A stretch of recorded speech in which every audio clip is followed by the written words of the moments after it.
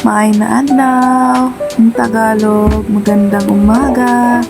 So, magluluto tayo ngayon ng tuna pasta. So, nilagyan ko na ng asin, mantika. Yan. Tapos, siyempre, magano tayo ng kamatis. Madaming kamatis. Yan. Nanood ko lang kasi madaming kamatis eh. Nahiwa tayo ng kamatis. Yan. Tapos, siyempre, pag nakulo na yung lagay na natin yung pasta. Struggles rin ako dito eh. Hindi ako marunong paano mag-ganun. First time kasi magluto na ito eh. Tcharam! Sabog! parang ting-ting.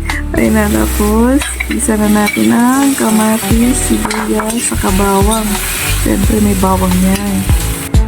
Yan. Tapos, after nyan, lagay na natin ng tuna. Yan. Tuna na maangang. Then, tapos, siyempre haluin natin. Yan. Halo na natin. Then, after nyan, lagay natin ng asin. Konting asin.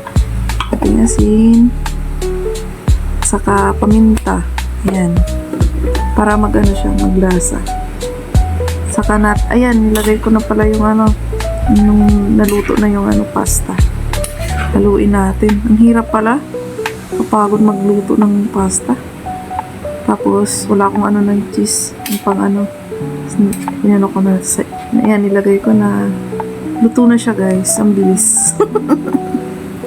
Yan. Tcharan! Yain. Ayan lang siya. Yan, sarap. Sarap naman siya. First time ko lang naluto to. Kasi ako mahilig sa pasta, guys. Pasensya na.